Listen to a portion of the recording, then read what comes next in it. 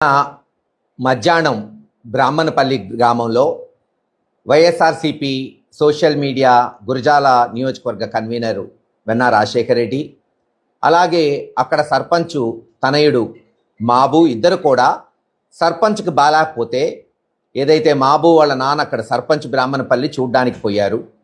ఈ social media వాళ్ళు వచ్చారని కొంతమంది తెలుగుదేశంలోని అల్లరి మూక వాళ్ళ మీద దాడి చేయబోయారు. అది అందరు వీడియోలు బహిర్గతంగా చూసాం. వాళ్ళు రక్షించుకోవడానికి ఇంట్లో గడేసుకొని తలుపులు వేసుకొని ఇంట్లో లోపలుంటే అప్పుడు వెంటనే నేను ఎస్పీ గారి దృష్టికి తీసుకెళ్తే ఎస్పీ గారు తక్షణమే స్పందించి సిఐల్ని అక్కడికి పంపించాడు. గొడవ లేకుండా చూస్తానని హామీ ఇవ్వటం జరిగింది. అక్కడ పిడుగురాళ్ల సిఐ కూడా నాకు మాట ఇచ్చి వాళ్ళని గొడవ లేకుండా చేస్తాం సార్, వాళ్ళ మీద ఎటువంటి కేసులు లేవని స్పష్టంగా చెప్పడం జరిగింది. కానీ పోలీసులు వాళ్ళని వ్యాన్లో ఎక్కించుకొని నిన్న మధ్యాహ్నం 2 గంటలకి మరి ఎక్కడి నుంచి ఫోన్ కాల్స్ వచ్చినాయో అందరికీ తెలుసు, తెలుగుదేశం నాయకుల దగ్గర నుంచి గురజాల పోలీస్ స్టేషన్ తీసుకెళ్ళి అక్రమంగా నిర్బంధించి వాళ్ళని గురజాల సిఐ భాస్కర్ రావు ఇష్టం వచ్చినట్టు చిత్రహింసలు పెట్టి ఫిజికల్గా అబ్యూజ్ చేసి కొట్టి వాళ్ళ కాళ్ళ మీద తొక్కి వాళ్ళని లాఠీలతో కొట్టి చిత్రహింసలు చేశారు. నిన్న మధ్యాహ్నం 2:30కు తీసుకెళ్తే నిన్న సాయంత్రం వాళ్ళ మీద మళ్ళీ ఎవరో ఎస్టీ చేత ఒక ఎఫ్ఐఆర్ కట్టించి హైదరాబాద్ అంతా తిప్పి ఈరోజు తెచ్చి మళ్ళీ నోటీసులు ఇచ్చి విడుదల చేశారు. పాపం నొప్పితో వాళ్ళు బాధపడుతుంటే ఇప్పుడే ఈ హాస్పిటల్కి తీసుకురావటం జరిగింది.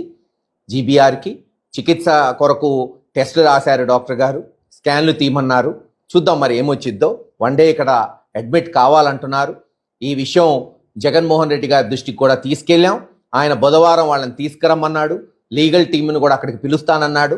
లాయర్స్ అందరినీ, ఏదైతే వైఎస్ఆర్సీపీ లీగల్ టీం ఉందో వాళ్ళతో చర్చించి ఎవరైతే అక్రమంగా ఈ సోషల్ మీడియా వాళ్ళని కొట్టారో, సిఐ భాస్కర్ రావు ఇతర పోలీసు ఎవరైతే దాంట్లో పాలు పంచుకున్నారో మరి వాళ్ళ మీద ఎటువంటి చర్యలు ఉంటాయో జగన్మోహన్ రెడ్డి గారు ఆ లాయర్స్తో డిస్కస్ చేస్తానని చెప్పారు.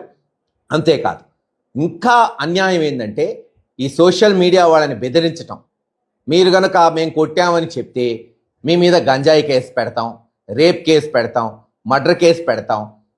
ఒకటే చెప్తున్నా పోలీస్ వారికి, ఏ ప్రభుత్వం శాశ్వతం కాదు. మీరేదో అనుకుంటున్నారేమో ఈ ప్రభుత్వం వచ్చింది ఓ 10 ఏళ్ళు 20 ఏళ్ళు ఉంటుందండి. 5 ఏళ్లే ఏ ప్రభుత్వానికి ఇచ్చినా టైము.